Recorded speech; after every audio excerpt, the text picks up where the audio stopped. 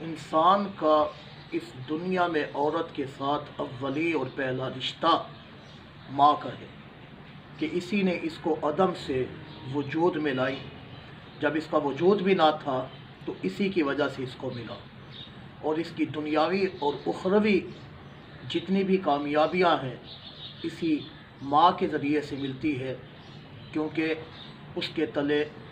قدموں کے تلے جنت کو رکھا گیا. پھر انسان کے لیے عورت بطور بیٹی سامنے آتی ہے،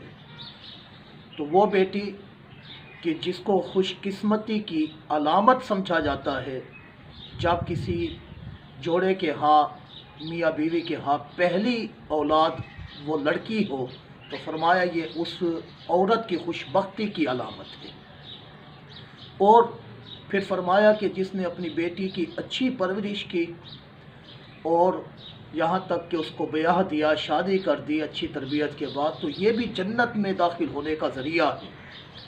یہ مقام دیا ہے عورت کو اسلام نے. اور جب یہ مقام دیا کہ جب اس کے لیے یہ احکام بیان کر دیے اور ہر ایک کے حقوق بیان کر دیے، تو مرد و عورت کے لیے پھر رب کائنات جل شانہ ارشاد فرماتا ہے تلک حدود اللہ، یہ اللہ کی حدیں ہیں. ومن یتعد حدود اللہ فقد ظلم نفسہ، تو جو کوئی ان حدوں سے تجاوز کرے گا، بڑھے گا، تو تحقیق اس نے اپنی جان پر ظلم کیا، اور اللہ لا یحب الظالمین، ظالموں کو پسند نہیں کرتا. تو وہ لوگ کہ آج کل سوشل میڈیا پر بڑا زور ہے میرا جسم میری مرضی، میرا جسم میری مرضی کہہ کر قرآنی تعلیمات سے اپنے آپ کو دور کر رہی ہیں، تو وہ عورتیں ذرا غور کریں کہ رب کائنات نے ان کو کتنی عزت عطا فرمائی، کتنا ان کے اوپر احسان کیا کہ جب عورت پیدا ہوتی تھی، بچی پیدا ہوتی تھی کسی گھر میں، تو اس کو زندہ درگور کر دیا جاتا تھا. اور اسی عورت کو جب بچی پیدا کر دیتی، اس کے ہاں بچی ہو جاتی، تو کئی کئی مہینوں تک وہ عورت باہر جا کر اپنا منہ نہیں دکھاتی تھی. آج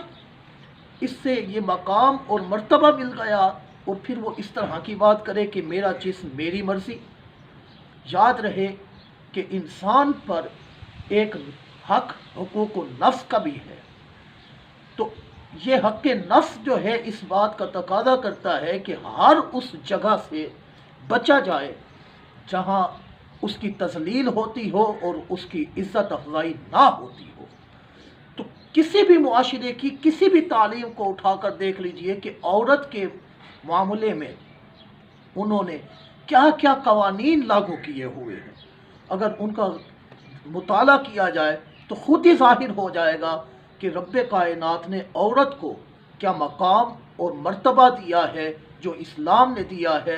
اور دیگر مذاہب میں وہ نہیں ملتا. تو عورت یہ قرآنی تعلیمات اس کے لیے یہ کیا ہیں؟ فرمایا وَقَرْنَ فِي بُيُوتِكُنَّ، کہ وہ اپنے گھروں میں ٹھہری رہیں. اور فرمایا وَلَا تَبَرَّجْنَ تَبَرُّجَ الْجَاهِلِيَّةِ الْأُولَىٰ، اور وہ پرانی جاہلیت کی بے پردگی کے ساتھ گھروں سے نہ نکلیں. مطلب کیا ہوتا تھا؟ جو بدکار عورتیں ہوتی تھیں اور لونڈیاں ہوا کرتی تھیں، وہ اس دور میں اس طرح نکلا کرتی تھی کہ بے حیائی کے ساتھ نکلا کرتی تھی، اور لوگ ان کو بری نگاہوں سے دیکھتے اور ہوس کا نشانہ بناتے تھے. تو خالق کائنات جل شانہ نے ان کے لیے فرمایا کہ اپنے گھروں میں ٹھہری رہو. تمہاری عفت، تمہاری عظمت، تمہارا مقام یہ ہے کہ تم بے حیائی کے ساتھ باہر نہ نکلو کہ لوگ تمہیں دیکھیں. اپنی عزت کی حفاظت کرو. اور فرمایا کہ اگر تمہیں کبھی باہر نکلنا بھی پڑ جاتا ہے کسی شرعی مجبوری کے باعث، تو پھر تم چلو کس طرح. خالق کائنات ہمیں اس میں بھی تعلیم ارشاد فرماتا ہے. فرمایا وَلَا يَضْرِبْنَ بِأَرْجُلِهِنَّ، کہ اپنے پاؤں کو زمین پر زور زور سے نہ مارے. لِيُعْلَمَ مَا يُخْفِينَ مِنْ زِينَتِهِنَّ، تاکہ جان لیا جائے اس کی اس چیز کو کہ جو پوشیدہ ہے، یعنی یہ چلتے ہوئے اگر پازیب پہنے ہوئے ہے تو اس کی پازیب کی آواز بھی جو ہے وہ غیر مرد نہ سنے، کیونکہ رب کائنات جل شانہ کو یہ گوارا نہیں، کیونکہ اسی میں ہی اس کی عافیت ہے۔ تو علامہ ابو بکر جساس نے اس آیت کے تحت یہ بیان کیا کہ جب عورت کے زیورات اور اس کے پازیب کا یہ عالم ہے کہ اس کی آواز کوئی غیر مرد نہ سنے، تو پھر اس کی اپنی آواز اور یہ کہنا میرا جسم میری مرضی، میرا جسم میری مرضی، یہ کس قدر وحشیانہ گفتگو ہے۔ اللہ محفوظ رکھے، اس کی آواز پر پابندی لگائی گئی ہے کہ غیر مرد سنے۔ یہی وجہ ہے کہ عورت کو حکم دیا گیا ہے کہ وہ اذان بھی نہ پڑھے، اقامت بھی نہ کہے۔ یہی وجہ ہے کہ اللہ تعالیٰ نے عورت کو حکم دیا کہ وہ جماعت نہ کرائے۔ یہی وجہ ہے کہ وہ ایسے اجتماعات میں نہ جائے جہاں مرد اور عورتوں کا اختلاط ہوتا ہو اور وہاں پر اسے بولنا پڑتا ہو اور اس کی آواز جو ہے غیر مرد سنتے ہو۔ یہی وجہ ہے کہ رب کائنات جل شانہ نے اس کے لیے یہ حکم ارشاد فرمایا کہ جب حج کے لیے جائے تو اس وقت جو تلبیح کہی جاتی ہے، لبیک اللہم لبیک کہا جاتا ہے، تو یہ اپنی آواز کو پست رکھے کہ اس کی آواز کو کوئی غیر مرد نہ سن دے۔ یعنی احکامی دین اسلام کے جو احکامات ہیں ان کی تعلیم کے اندر بھی عورت کو یہ کہا جا رہا ہے کہ تم نے اس طرح سے زندگی گزارنی ہے تو بھلا بے حیائی کے ساتھ گلوں کے اندر دوپٹے ڈال کر اور اس طرح کے وحشیانہ گفتگو کر کے یہ آج ہمیں اسلام کہ کس دوارے پر لانا چاہ رہے ہیں، ہرگز یہ قبول نہیں کیا جائے گا۔ رب کائنات جل شانہ تو ہمیں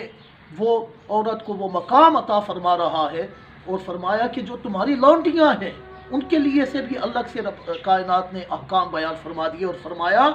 وَلَا تُكْرِهُوا فَتَيَاتِكُمْ عَلَى الْبِغَاءِ، کہ تم جو ہے اپنی لونڈیوں کو مجبور نہ کرو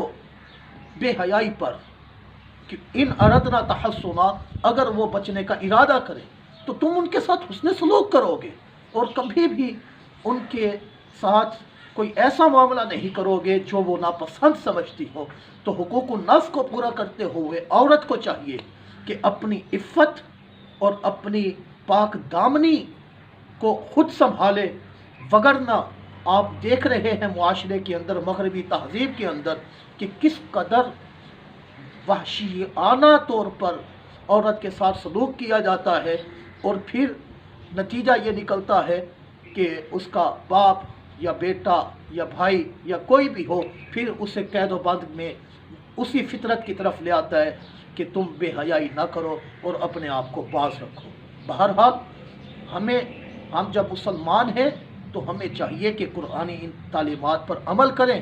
اور ہرگز اس طرح کے معاملات کے اندر ہم شریک نہ ہوں اور ان کو ڈیگریڈ کریں، تاکہ ان کو پتہ چلے کہ ان کا یہ کام قرآن و حدیث کے کس قدر منافی ہے اور یہ کس قدر گھناؤنا کام ہے کہ رب کائنات جل شانہ نے جس کے بارے میں فرمایا کہ اگر یہ بدکاری کرتے ہیں تو انہیں سر عام جو ہے پتھر مار مار کے ان کو مار دیا جائے، کیونکہ یہ لوگ جو ہیں وہ فطرت سے اور اسلام سے ہٹ کر بات کرنے والے ہیں۔ خالق ہمیں نیک اعمال پر سبقت کرنے کی توفیق عطا فرمائے۔